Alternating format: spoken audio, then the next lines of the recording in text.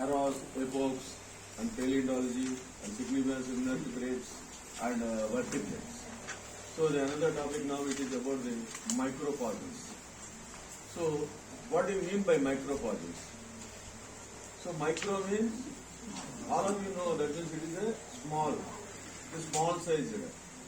Fossils means they are the dead remains of the olden epochs or the eras. So apart from the minerals and rocks of nature, we also get the fossilized remains of the organisms. So the study of fossil forms, you all know that is nothing but the field of paleontology. So today we will be focusing on the micropaleontology, where the study of microscopic sized fossils will be there. So we also have a look at the instrument we generally used to study this microfossils. So we have so many instruments we'll be having for anything, for measuring or whatever, for calibrating or for getting the results. So for this study of this microfossils also, one instrument is there, that is stereo zoom microscope. You all have been seeing these microscopes. So microscopes are there, but this is the stereo zoom microscope. And for study of this paleontological studies, some of the petrological microscopes are also there. But for the microfossils, this stereo zoom microscope instrument is being used, and actually, which is very difficult from the regularly used this petrological microscope. Means that is different. Petrological microscope, that is different, but the stereo zoom microscope is different. So I'll explain this differences also, differences of these things also. So automatically for these microscope that is used to study the sections of minerals and rocks. And now we'll be focusing on the micropaleontology on which we will be studying these microfossils. So microfossils means, what is this microfossil? So the microfossils are the very small fossils having in a size in the range of 50 microns to 1000 microns. The range is from 50 microns to the 1000 microns, and require a microscope to view them effectively.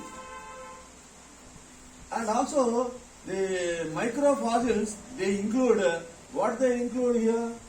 These microfossils, the first thing is the remains of the complete skeletons of entire organisms.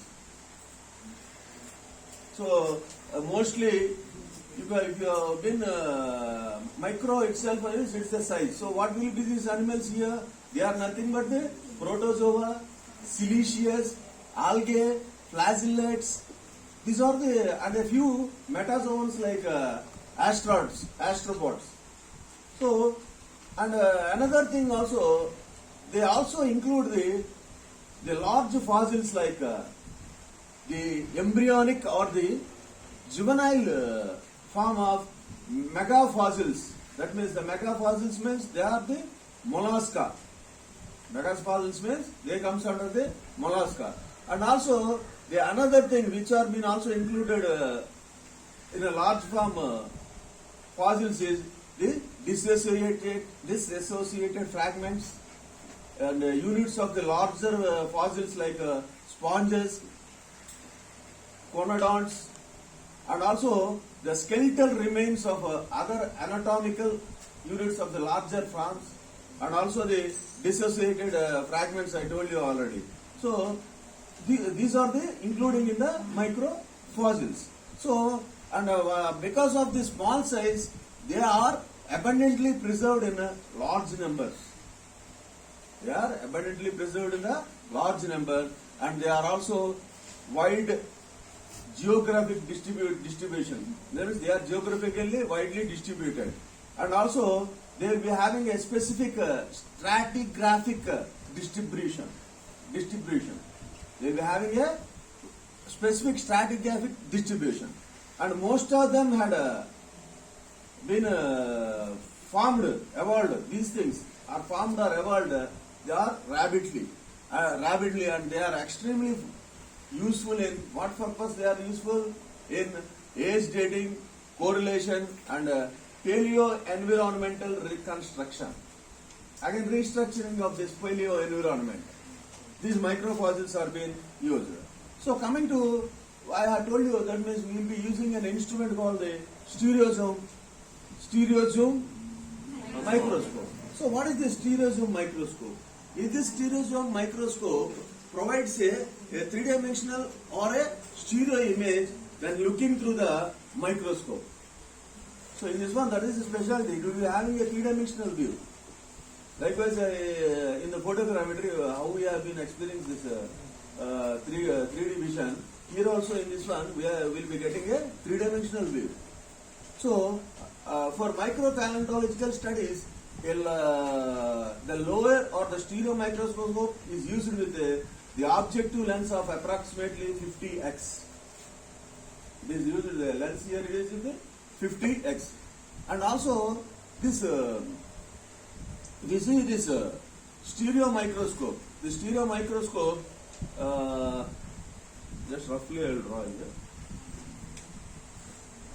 So you have been seeing this one, stereo microscope.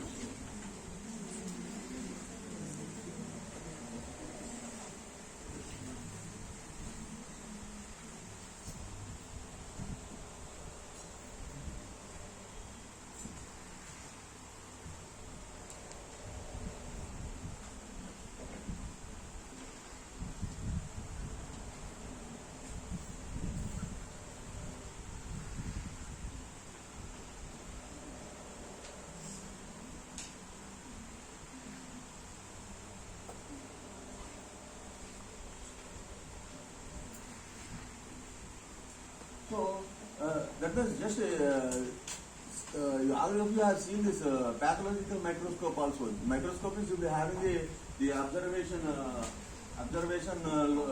tubes, and also in this one you will be having the eyepieces, and here these are the for fine tuning we call it as a diopter adjustment objective, and this is here it is the knobs. This is the zoom knob, and also here we will be having one more knob, that is that knob we call it as a focusing knob, and this one is the stand, and here is the presentation, and here the object will be here, that means instrument. Roughly I have drawn like this. So this is the structure of that what we call it as a stereozoom microscope. That means eyes and all, here we keep the object, and here we can get it a three-dimensional view.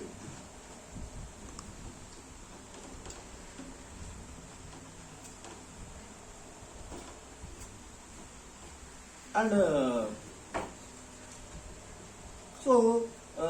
this stereoscopic, this stereozoom microscope having a weaving head.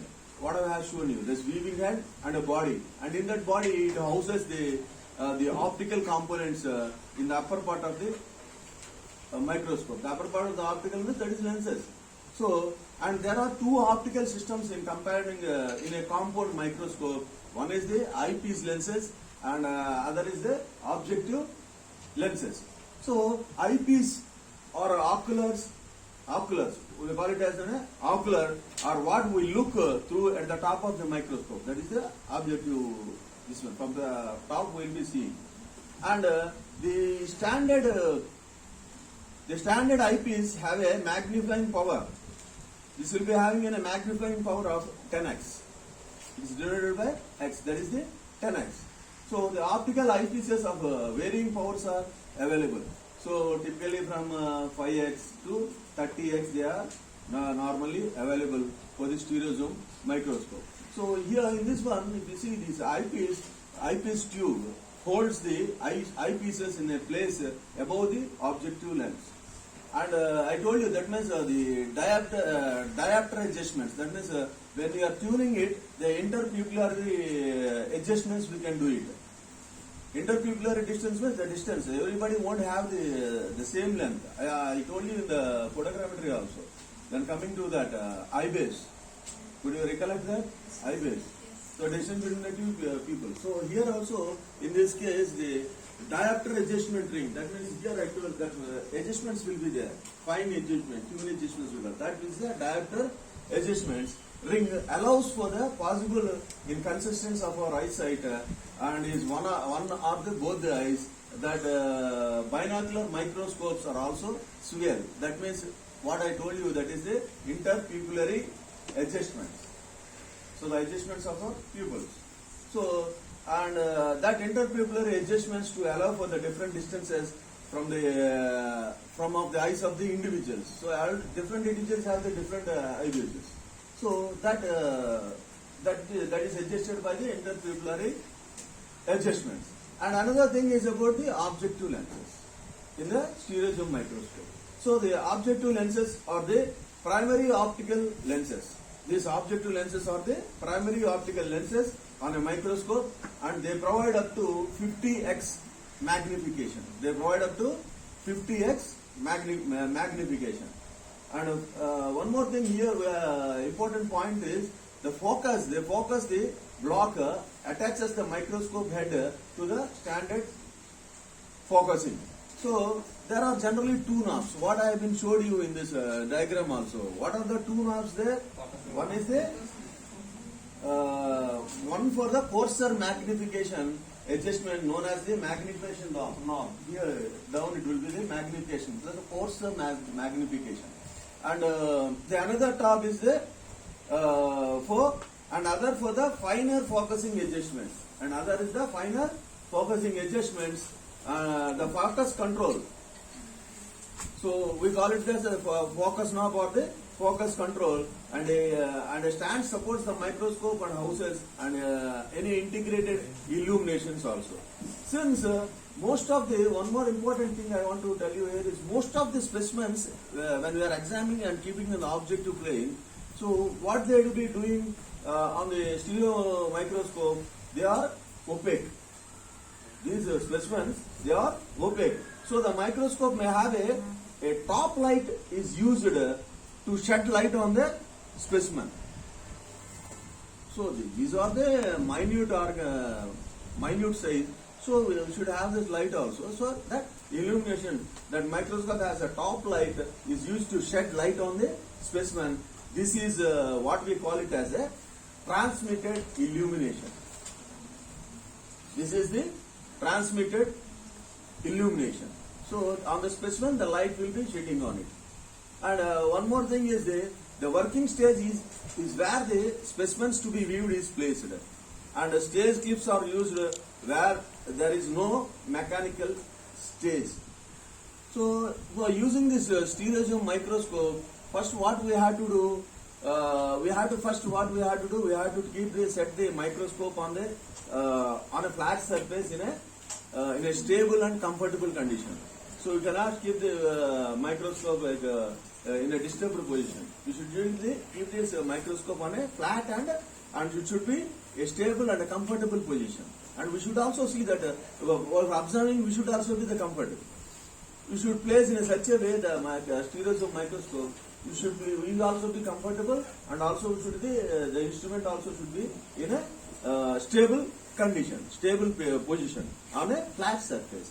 And next what we do, we place the black tray, or what we say that is the assembly slide with microfossils on the stage, and turn on the illuminator. So then you keep the microfossil on the tray and will be turning on the illuminator. And after that, what we do, we adjust the eyepieces for the correct interpupillary distance to get to suit the user. So next what we do, we will be adjusting. We are adjusting what we are adjusting here. We are adjusting the interpupillary adjustment. So the interpupillary adjustment to suit the user. So this is done by moving the eyepieces close together or farther apart until a single field of view is observed. So in the photogrammetry also, what we have been explained, I told you in the last semester, this when these floating marks when they are fused, that is a concept of depth perception. So when they are fused only, we will be getting a three-dimensional view. Perfect. When the parallax is removed, we are getting a three-dimensional view. When the relief displacement is removed, we are getting a three-dimensional view. Like that, here also is when they are close or apart, until a single field of view is observed. That means single field of view means a three-dimensional view is observed. And now, next what we do here, the next step, now we adjust the focus of each eye separately using the eyepiece. For adjustment, what we use here, that is the dioptric adjustment rings. I showed you on in the diagram. That means adjustment rings will be there. They are the dioptric rings. We adjust that dioptric rings, and then finally, what we do, we will be turning the magnification adjustment knob. So magnification adjustment knob. So magnification adjustment knob, for what purpose we are using here this magnification knob? To adjust to a required magnification and bring the image into focus using the focus control. And I told you that means most of we will be using the petrological microscope and stereozoom microscope. So what is the difference? Why can't we use this petrological microscope for studying of all the rocks and minerals? We will be studying over the rocks, minerals and studies and all. We use this petrological microscope. But for this microfossils, what is the need for this stereozoom microscope to be for the microfossils? So what is the difference? So coming to the first point, in the source of this light, in the petrological microscope, what is that? The source of light is a polarized light that comes from the beneath the stage. In the petrological microscope, it is a polarized light. The source of light is polarized, and that it is coming from the beneath the stage. When in the case of stereozoom microscope, the non-polarized lights that is coming from the illuminator. What I told you, that was then after that we are starting this illuminator in the last stage. So in the case of stereozoom microscope, the non-polarized light that is coming from the illuminator. And one more difference between the petrological microscope and the stereozoom microscope is magnification. So in the case of petrological microscope, the magnification is changed by resolving the nose piece. So a new object lens, either it may be 4x, 10x, 40x or 100x is in the place. But in the case of the stereozoom microscope, magnification changed by adjusting what? We have a magnification knob here in the, I showed you this side, that is the magnification knob. So that magnification knob is there for the magnification changing. So in the case of the stereozoom microscope. And another thing is the rotation. So the petrological microscope, if you see, the stage is rotating one and only has a room on it for the microscope slides. And one more thing is no room for the large bulky specimens in the case of the petrological microscope. But in the case of this stereozoom microscope, there are non-rotating stages there and also a room for what? What is the room? A room for bulky, but the main thing is three-dimensional. Three-dimensional study of bulky specimens. A room is there. And coming to the another thing, that is there is a, in the petrological microscope, there is a removable Nicol prism filter between the objective and the eyepiece in the case of petrological microscope. But here, in the case of this stereozoom microscope, there is no analyzer present in the stereozoom microscope. And another thing is, in the petrological microscope, one more point is the a removable phase telescope, that is Bertland's lenses, because you say it as in a Bertland lenses is also present, and that allows the viewer to see the conoscopic interface patterns. And in the case of the stereozoom microscope, there is no Bertland lens are present in the case of stereoscope microscope. And one more thing is, how do we get these microfossils? So microfossils, any fossil, what is the main source for the fossils? Yeah? Yeah, the dead remains, the extinct remains of the early eras. So that is, which of the layers are favorable for this? Yes, good. That means these microfossils, the fossils, for whatever the fossils, it is the suitable layers are only the sedimentary layers. Why? That means they have been cooled. But in the case of igneous and the metamorphic rocks, they are not suitable. We don't find any fossils in this igneous and metamorphic rocks, because their formations, or if you know the properties of these igneous and metamorphic rocks, they are not suitable. That means climatic conditions, or the magma flowing out of the igneous rocks means they have solidified magma. So in that one, no fossils cannot be preserved. That means anything, because of the extreme heat or extreme temperature conditions. Nothing can be there. Suppose if you see that a volcanic eruption is there, if we stand nearer to the volcano, our remains, even the skeletal remains, won't be there. But after solidifying, that is why the sedimentary layers are the best for favorable for this what we say, that is the for preservation of fossils. So, and coming to first we get microfossils from the rocks or the middle sediment, that is the sedimentary. So first of all, what we do first of all, we have to collect the rocks from the field and getting the microfossils included. And the first thing, first stage of collection is the sample collection in the field.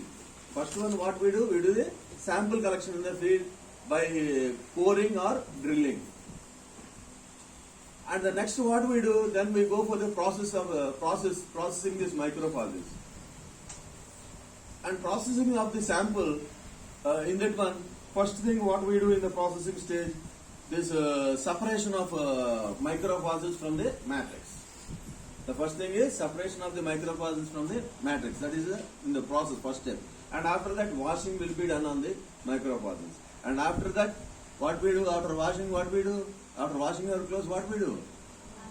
We'll dry it. So, next process is the drying. And after that, we'll be sorting out according to size. We'll be sorting out according to the size. That is the next process. And after that, the next process is picking and mounting the microfossils on slide using the, what we are using? Stereoscope. And here, I already told you in the starting, that is the microfossils are, what are they? They are microscopic sized particles. So we need to remember that they cannot be seen in the field. So you cannot directly go and go to the field and you can say this is the microfossil. So that is not direct. We cannot directly see it on the field. So and also they will be invisible. And also we have to carefully collect these microfossils because of the minor and microscopic nature.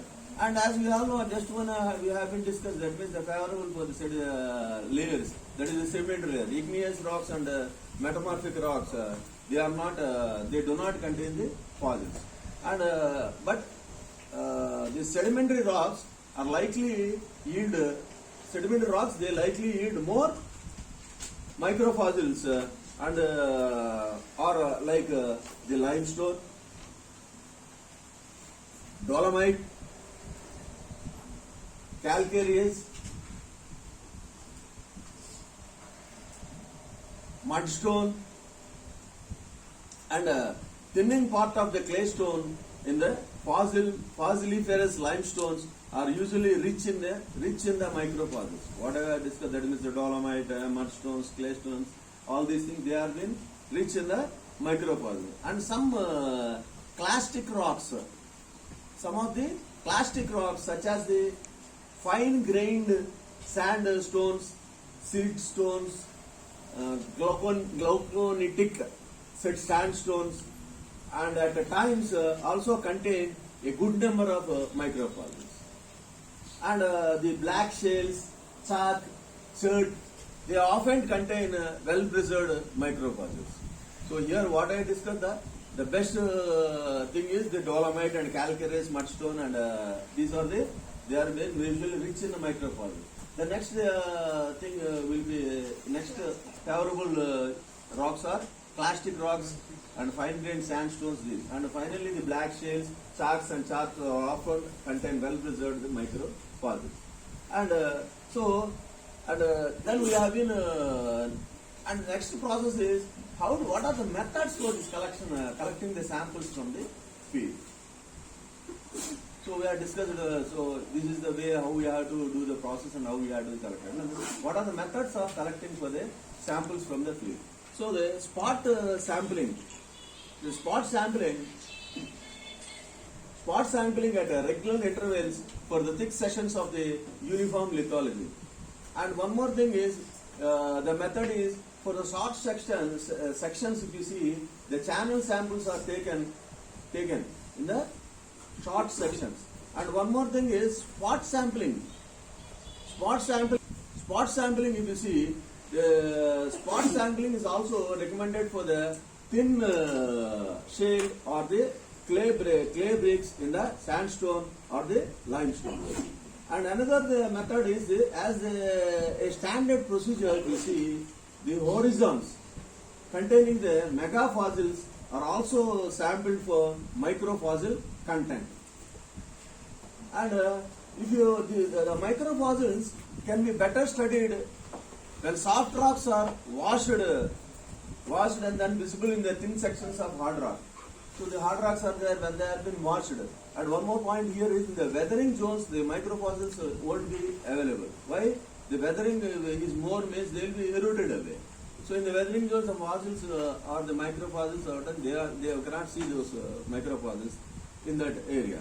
And also another thing is so the field collection of hard rock should be supplemented with search for the soft, easily washed rocks like calcareous shales, mudstones, malviscid. And also it is advisable to avoid the zone of weathering. So I already told you, that means it is advisable. So it is not like if you go and in the search the samples for in the weathering area, that is merely waste of time. We cannot find any fossils in that weathering zone. So it is advisable to avoid the area of weathering or the zone of weathering, which while collecting the samples, we should focus on collecting the fresh samples only. One more important point, we have to focus on collecting the fresh samples. And for the stratigraphic applications of micropaleontology, we collect the subsurfacing samples, which is done by the core. That means subsurface will be doing in the sample collection by two methods. That is the core method and also the drilling method of these samples. So if you see, the samples from the cores are most suitable material for stratigraphic applications for micropaleontology.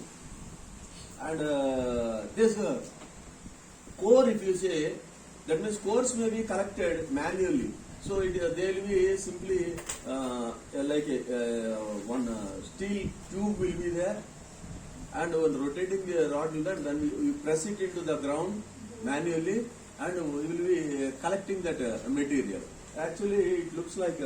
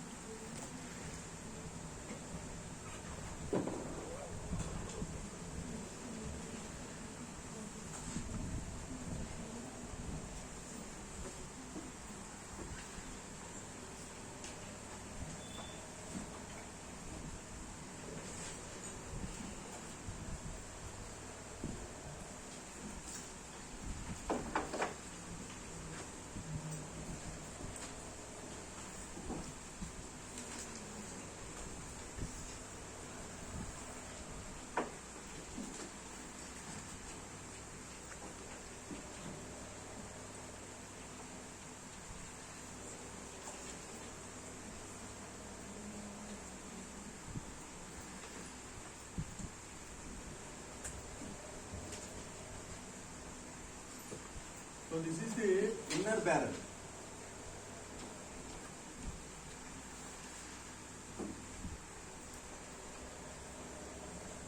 And here this is the outer barrel.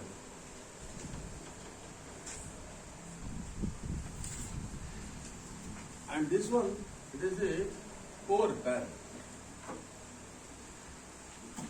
Core barrel, and this is the core bit. Core bit. So that is one. That means it looks like a small a cylindrical pipe like this, steel pipe. So the inside will be fitting those things, and in the ground the bit will be there, and that will be collecting this whatever the materials it is there on the subsurface. So this is the core. So the core, the samplings from the cores are the most suitable materials for the strategic applications of the micropaleontology.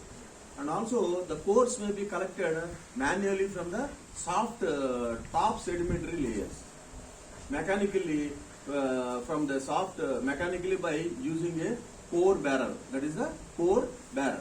So a core barrel is a hollow steel tube fitted with a industrial diamonds or other grading agent at the downhole end, at the down. And also, as the core barrel is rotated, it cuts a cylinder of rock that is retrieved. When rotating, it cuts the rock, cylinder of rock, and the core barrel is with drawn back to the surface. Again, it is taken back and we are collecting. Due to this high cost of coring, the subsurface samples are mainly obtained by rotatory drilling. So coring is also one method and drilling is also another method. But here in this case of core, the cost is more, so automatically the drilling method is very economical. So again, another method of subsurface sampling is drilling. So that means here it will be having only, that means we have seen that trees, these will be their hand like fingerings like, and then they are dropped into the subsurface. They will be collecting the material and we can take it out. So at least a commonly used drilling bit we can say, what is the drilling bit and all like that. If you can just examine the bores when you are going for these bores. That is a big instrument, but this is only a small instrument for collecting. The mechanism is when we are drilling the bores, it cuts the rocks and it reaches the permeable rock surface, and then groundwater is being we are getting out of the ground. So likewise here the subsurface sampling by the drilling method, that means a commonly used drill bit consists of 3 rotating cones. That means they will be having a 3 rotating cones set with teeth. These rotating cones will have a teeth, and the teeth chip away the rock at the borehole. Bottom as the bit is rotated, and drill cuttings and removed from the borehole by drilling the mud. And this micro paleontological studies based on cutting samples should be interpreted cautiously. That means why they are in minute size. If anything is we are not cautious, means automatically we cannot get the every detail of the microparticle. That means they are only a small size particles. So automatically, cautiously, due to the possibility of contamination by the caved material, when they come in contact with when drilling, the caved material will be in contact, and also from the overlaying information also. And one more thing is the important precautions to be remembered for the collecting or processing sample. We need to avoid the contamination. So we need to avoid the contamination. That is very much important. So for the avoiding this contamination at the field, what we do, the hammers or the scissors should be cleaned before each sample is collected. So what are the instruments you are using for breaking of the rocks or what is that? That should be very cleaned before going to the collecting the sample. And one more thing is, after collecting the sample, what we will place it in a bags, sample bags. So the sample bags should be labeled on a spot and details, and also they should be entered in in what? We should enter it in the field notebook. So what is the sample and at what time we had taken, we will be maintaining a field notebook. And no reuse of these sample bags. Once you have used that sample bag, we should not reuse that again. That same sample bag. And for the surface samples means the cores must be cleaned thoroughly using the coating of the mud, and rock fragments must be removed in the case of core. And the sample should be properly labeled. And remember that non-labeled or the poor labeled samples are of no scientific use. That means they don't have any scientific value. What? No labeled or poor labeled. That means you have taken some sample and you have not given it clearly. You have not labeled it correctly. So you are not having any problem. We will be confused. So that is not a waste. That is waste. So that means you don't have any scientific value. So that this is about the microfossils. What are microfossils? What are the methods? And what are the various precautionary measures for collection of sample? All these things up to now we had discussed in the microfossils. Then we are coming to the another thing is we have the different types of microfossils. Now coming to the microfossils. So what are the different types of microfossils? So what are the different types of microfossils? Number one is the calcareous microfossil. The another type is siliceous microfossil. The third thing is phosphatic microfossils. And the fourth one is the organic walled microfossils. What are the four types of microfossils? Calcareous microfossils, siliceous microfossils, phosphatic microfossils, and organic walled microfossils. So again in the calcareous, we have again some of various types of microfossils in the calcareous microfossils. So what are they? They are foraminifera, ostracod, petropoda, calcareous algae, coccoliths, bryozoa. These all comes under again in the calcareous microfossils. And coming to the siliceous microfossils, again they have again some more types are there in the siliceous microfossils. That means that we'll be discussing later. That is based on the apertures and or the chambers. These are being divided. That means, but first of all, you know how many types of microfossils are there? 4 microfossils are there. In the 4 microfossils already, calcareous microfossils, we have again the foraminifera, ostracoda, petropoda, calcareous algae, coccoliths, and bryozoa. And coming to the siliceous microfossils, they are radiolarvia, diatom, and silicoflagellate. Silicoflagellate. And the another type of phosphatic microfossils are conodonts. Conodonts are the another type of phosphatic microfossils. And finally, the organic walled microfossils, we have the again the types are ctenozoans, dinoflagellates, scholodonts, spores and pollens. These are again the various types. Once you study these things, then you will be coming with this vocabulary, no problem. These are the types. So, if you see here, first we will be discussing about how to obtain the calcareous microfossils.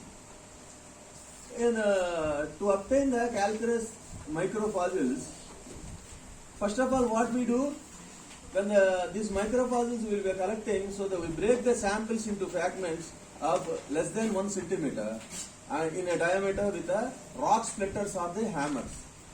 And after that, we will be dividing that sample into two equal halves, parts, of which one is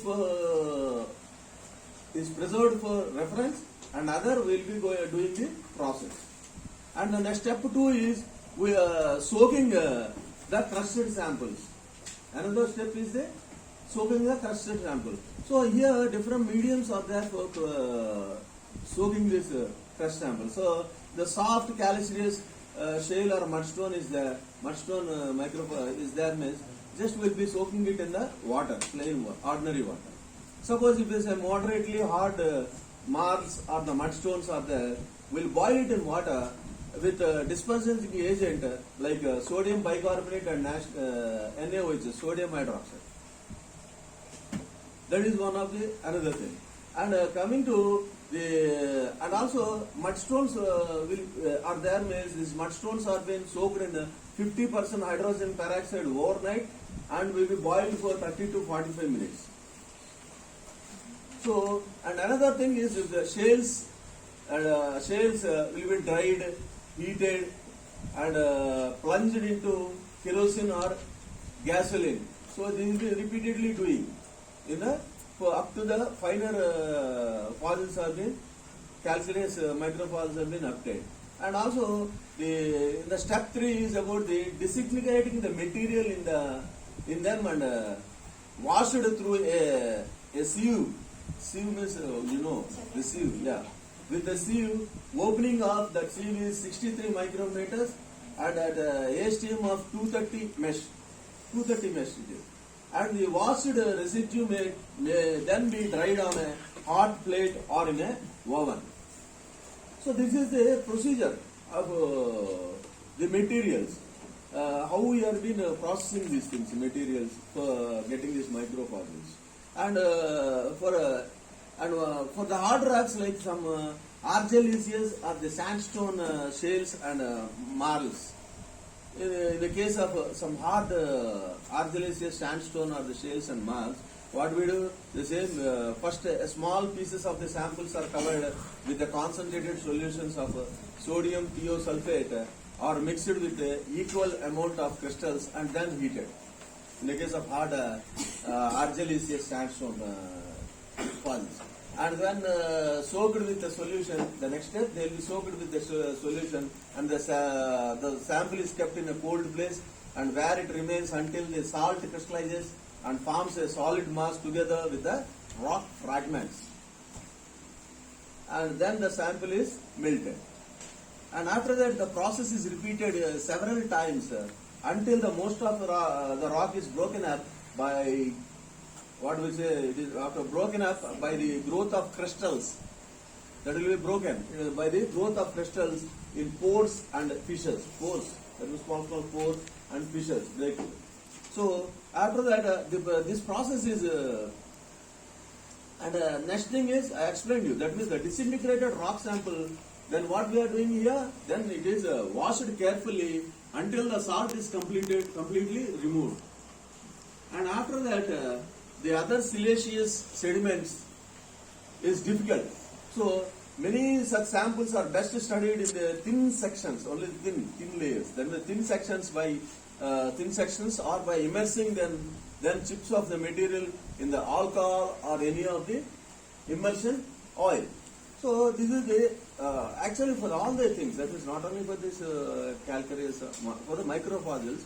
This is a process of how the fragmenting and disintegrating and soaking and washing. So in the case of hard argillaceous shells, another thing of adding these chemicals and soaking it in the that's repeated process of getting the microfossils. So and now this is all about the microfossils, and now just I want to have we'll be discussing some points about this. The first thing in the types of microfossil, that is the calcareous microfossil. So in the calcareous microfossil, the first and the most important one is the foraminifera.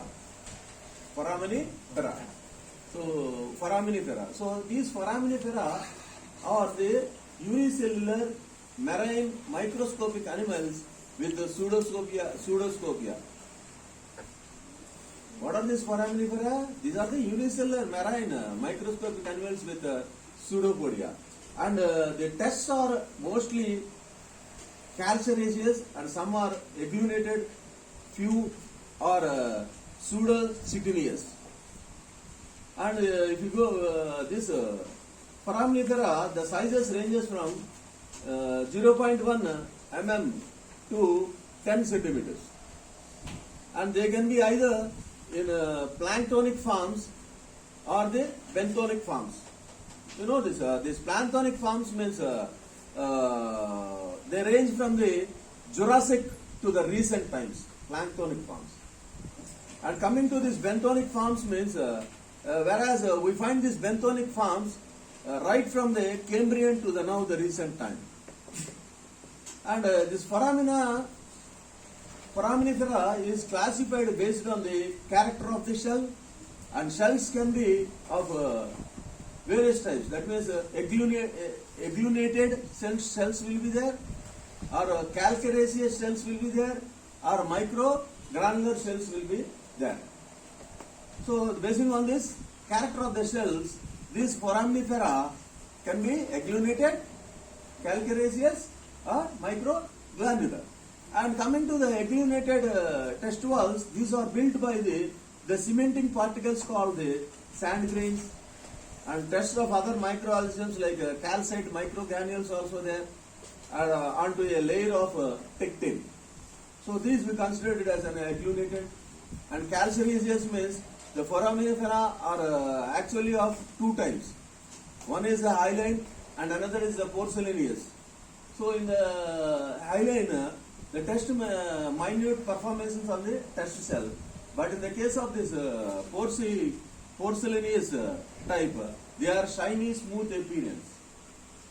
In the case of this porcelaneous, they are shiny, smooth appearance. And coming to this microgranular, these are the link between the agglutenated and the percepted tests in the foraminifera. So microgranular particles of calcite cemented by the eclairicious cement characterize the wall type, and it gives a sugary appearance. It gives a sugary appearance. And this foraminifera is classified on, I told you, that means again they will be classified on the different types of apertures based on the different types of apertures and the shape of the chambers. So the apertures means these apertures are the primary mean opening of a tester to the outside environment.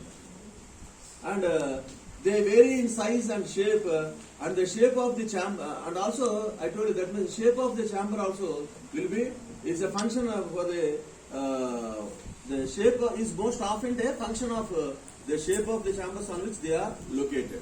So the different types of based on the aperture, they may be the open end tube, terminal slits apertures, or the terminal radiate apertures, umbilical apertures, loop shaped apertures, intro-marginal apertures, intro-marginal multiple apertures, aerial obovate apertures, and with feline lip and with rectran of low bleach and taper. So these are the different types of apertures we found. So another thing is the external shape and internal structures of the chambers are important taxonomic features. The chamber form may be either spherical, globular, ovate, pyriform, tubular, angular, and fistulous, etc. So the form, one more thing is foraminifera can be single chambered. If it is a single chamber, we call it as unilocular. Or and some of the foraminifera, they are many chambers, so they are multilocular. So the chambers are added in a variety of patterns and termed chamber arrangement. So the ranges from the cylindrical, fistulosa, and semicircular, unisexual, uniserial, biserial, triserial. And this foraminifera also, if you see, they may be found in the planktonic habit and also the benthonic habit. So coming to the planktonic habits, there are 40 species are present in foraminifera. And they have been successfully used in the biostratigraphy. And their abundance help understand the, for what purpose we can get an idea about understanding the surface water conditions. Their isotopic studies are used for the paleo temperatures. So what was the temperature during those times? And the paleo salinity reconstruction. So at that time, what was the salinity in the seas? And also the another habitat, that is the benthonic habitat, if you see in the what is that foraminifera. That foraminifera, there are 4,000 species here. These 4,000 species are present even today also. This foraminifera, they are present even today. Suppose if you find the 4,000 years, that means Jurassic period specimens, that is microfossils, and the present today's fossils, you can see there are a lot of adaptations. So with this we can reconstruct the life cycle or the environmental conditions. So, and after that, coming to nowadays also, this benthonic habitats, they are the 4,000 species present today, and more than 50,000 species are described since from Cambrian time. It is from Cambrian time. So they occupy very neck of the oceans. They occupy very neck of the oceans, and their assemblies are studied to understand the paleo-oceanographic conditions. The stable isotope of the study of the benthic foraminifera has been used for what I told you, that is, this foraminifera, this benthic foraminifera has been used for the reconstruction of the glacial, interglacial epochs. The glacial and interglacial epochs. This benthonic habits, it is useful for reconstruction of glacial and interglacial epochs. And next, the thing is in the calcareous microfossils. First one is the foraminifera. The next is the astropods. So in the astropods, if you see, this is contrast. So foraminifera, they are, you can see the foraminifera in the marine environment. But coming to this astropods, they are found almost in all aquatic conditions. So in contrast to the foramina found in the marine conditions, astropods are found in almost aquatic conditions. And these are the small crustaceans, and typically the size is around 0.5 to 5 mm in size. And also the bodies are flattened. The bodies are flattened from side to side, and they are protected by a bivalve like calcareous to chitinous carapace. And one more thing is the hinge of the two valves is in the upper region of the body. So they are having a hinge. So these ostracats grow by molting. This echidites, we say it as molting. And the younger carapaces, means we call it as instars, may be preserved in the sediment with fully grown morphophytes. And sexual dimorphism is common here in the case of astropods. And the one more thing is, the two valves are joined by the adductor muscles, two valves, and leave attachment scars. And the hinges between the valves ranges from what we say, they will be ranging from the single valve overlap to the teeth, to the teeth and the socket arrangements. And one more thing is ornamentation is highly variable here. And classification is based on the characteristics of caraspate here, and which varies during the ontogeny and shows sexually related difference here in the case of this ostracats. And both of these have the planktonic and benthonic modes of life. Best planktonics have weakly calcified shells and rarely fossilized. Only the benthics are preserved on the as a fossils. And one more thing is these I already explained in the starting itself. These are found in all the aquatic conditions. That means they are found in all aquatic environments. That means fresh, brackish, or the normal marine waters. And one more thing is rapidly evolving ostrates lineages are extremely useful as a markers in the inter-regional stratigraphy. They are the markers in the inter-regional stratigraphy. And however, the warm water species cannot cross the physical barriers, so that they are only of limited use for the intercontinental or inter-regional stratigraphy. So some of them they cannot cross this warm water. So they are only of limited use. Some are limited use. This is ostrates are limited use for the intercontinental or inter-regional stratigraphy, and they are very sensitive to the environmental change. The one more important feature of these ostracats is they are very sensitive to the environment change, and they respond rapidly to the moderate variations in the depth and salinity. So they are the excellent paleo, ecologic and paleographic tools. They are the excellent paleographic tools, and they range from the Ordovician to the recent times. They are ranging from the Ordovician to the recent times. So we'll discuss the remaining types.